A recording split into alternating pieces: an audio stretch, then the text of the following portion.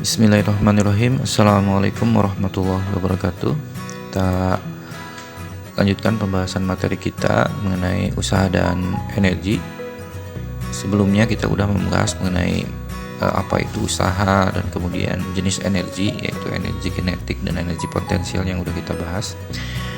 Selanjutnya kita lanjutkan materi kita, yaitu mengenai hubungan antara usaha W dan perubahan energi.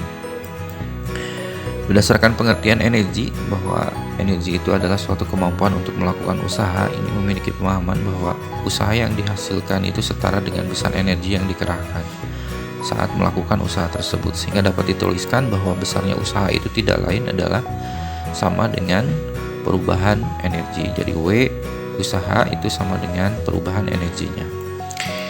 Nah, sekarang kita coba terapkan pada beberapa contoh soal yang Bapak ambil dari soal ujian nasional. Yang contoh soal yang pertama, di sini ada sebuah bola bermassa 500 gram dilemparkan vertikal ke atas dari permukaan tanah sehingga dengan kecepatan awalnya 10 meter per sekon. Bila percepatan gravitasinya 10, maka besar usaha yang dilakukan gaya berat pada saat mencapai ketinggian maksimum itu berapa? Dari soal ini kita mendapat informasi yang pertama, besar masanya itu adalah 500 gram, atau kita rubah dulu ke satuan SI sehingga 500 gram itu sama dengan setengah kilogram.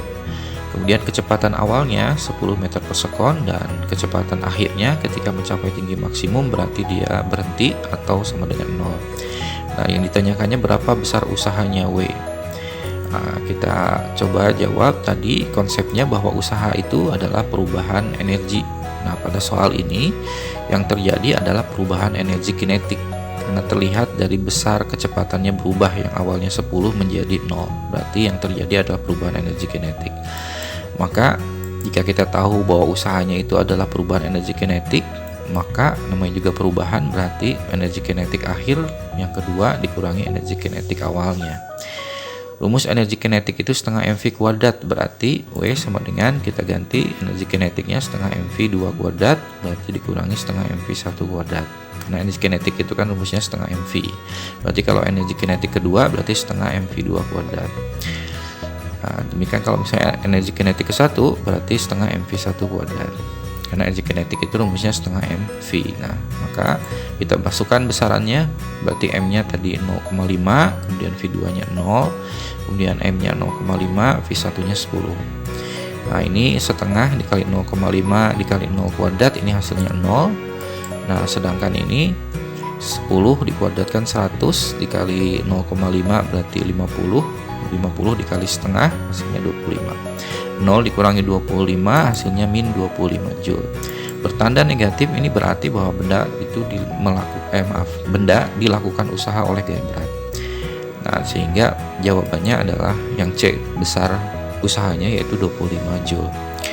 Nah, coba kita ke contoh soal yang nomor 2. Nah, di sini ada sebuah bola massanya 1 kg dijatuhkan tanpa kecepatan awal dari sebuah gedung melewati jendela A yang di atas, yang A di lantai atas, ke jendela B yang berada di lantai bawah. Berarti posisi jendela A berada di atas dan di atas dari jendela B. Nah, di sini beda ketinggiannya 2,5 meter antara jendela A dengan jendela B. Yang ditanyakan di sini, jika G-nya kecepatan gravitasinya 10, berapa besar usahanya? Untuk perpindahan bola dari jendela A ke jendela B. Nah, dari soal ini kita dapat informasi yang pertama, masanya 1 kg, kemudian ketinggian awalnya, yaitu posisi awal bendanya ini berada di jendela A, berarti H1 nya 2,5 meter, dan posisi jendela B kan ada di bawah, berarti H2 nya 0. Nah, ditanyakan berapa usahanya. Tadi usaha itu tidak lain adalah perubahan energi. Di sini yang terjadi adalah perubahan ketinggian. Maka kalau terjadi perubahan ketinggian, maka usahanya itu tidak lain adalah perubahan energi potensial. Nah, sehingga usahanya karena perubahan energi potensial, maka perubahan energi potensialnya berarti selisih dari energi potensial akhir kurangi energi potensial awal. Energi potensial itu tadi rumusnya MGH, berarti kalau energi potensial kedua berarti MGH2 dikurangi energi potensial 1 MGH1.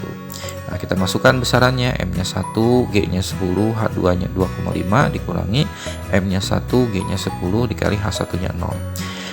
Nah, ini 1 kali 10 kali 2,5 25 Joule dikurangi ini 1 kali 10 kali 0 hasilnya 0. Maka 25 kurangi 0 hasilnya 25. Maka besar usahanya adalah 25 Joule. Nah, ini bertanda positif berarti dia melakukan usaha oleh gaya berat. Jadi bedanya positif dengan negatif, kalau positif berarti benda tersebut melakukan usaha, kalau negatif benda tersebut dilakukan usaha. Nah, sehingga jawabannya adalah D, 25 Joule. Nah, kita lanjutkan ke materi berikutnya, bagian D mengenai hukum kekekalan energi mekanik. Energi mekanik ini adalah jumlah dari energi potensial dan energi kinetik. Jadi IM ini sama dengan energi potensial ditambah energi kinetik. Nah, maksudnya ini apa? Ini kalau misalnya kita perhatikan gambar, di sini ada benda yang bergerak ke bawah, berubah posisi dari posisi 1 ke posisi 2. Pada posisi 1 dia memiliki kecepatannya V1 dan pada ketinggian H1. Kemudian ketika berada di posisi 2 dia memiliki kecepatan kedua dan ketinggiannya H2. Energi mekanik itu tetap dan tidak berubah walau energi kinetik dan energi potensialnya berubah. Nah, berdasarkan gambar pada saat posisi 1 energi potensialnya karena ketinggiannya sangat besar, berarti energi potensialnya besar. Ketika di posisi 2, ketinggiannya lebih kecil, sehingga pada saat posisi 1 ke posisi 2, energi potensialnya berubah menjadi kecil. Beda lagi dengan energi kinetiknya. Ketika posisi 1 bergerak ke bawah, semakin ke bawah energi kinetiknya semakin besar. Nah, di sini terlihat bahwa ketika energi potensialnya ketika berubah posisi, ini benda dari posisi ke 1 ke 2, energi potensialnya menjadi kecil, sebaliknya energi kinetiknya semakin besar. Tapi jumlah energi mekanik di posisi 1 dengan di posisi 2, jumlah energi mekaniknya selalu tetap atau tidak mengalami perubahan, sehingga dapat dituliskan energi mekanik di posisi 1 itu sama dengan energi mekanik posisi 2. Tadi energi mekanik itu adalah jumlah dari energi potensial ditambah energi kinetik. Berarti kalau IM1 berarti EP1 tambah EK1, berarti IM2 EP2 ditambah EK2. Nah, energi potensial itu rumusnya MGH, energi kinetik setengah MV kuadrat. Berarti kalau EP1 berarti MGH1, EK1 berarti setengah MV1 kuadrat. Demikian juga EP2 dan EK2. Nah, yang terakhir ini tidak lain adalah persamaan hukum kekekalan energi mekanik.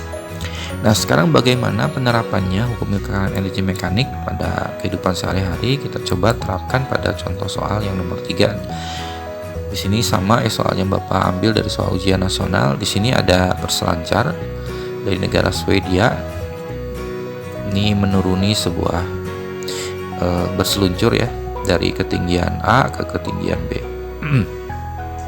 Di sini keterangannya bahwa jika kecepatan awal di titik A ini 0, berarti dalam keadaan diam. Kemudian dia berseluncur. Di sini ketinggiannya pada keadaan awal ketinggiannya adalah 50 meter. Tetapi kecepatan awalnya 0. Kemudian bergerak ke bawah. Dan pada saat di posisi B di sini ketinggiannya 10 meter. Nah, yang ditanyakan berapakah kecepatannya pada saat di ketinggian B ini. Dari soal ini kita dapat informasi pertama pada keadaan awal V1-nya 0, dia diam. Dan ketinggian awalnya 50 meter, berarti H1-nya 50, G-nya 10, kecepatan gravitasinya 10. Dan ketika berada di posisi kedua, di posisi B, H2-nya 10 meter. Yang ditanyakan berapa kecepatannya di titik B atau di ketinggian B atau V2 ini. Yang ditanyakannya adalah di V2 di posisi akhir. Maka untuk menyelesaikannya kita gunakan tadi ya, dengan menggunakan persamaan hukum kekekalan energi mekanik. Kemudian kita masukkan besaran-besarannya, mulai M-nya tidak diketahui ya, tulis aja M, kemudian G-nya 10, H1-nya 50, setengah kalikan M, V1-nya 0 dikuadratkan sama dengan M, G-nya 10, H2-nya 10, kemudian plus setengah M V2 kuadrat.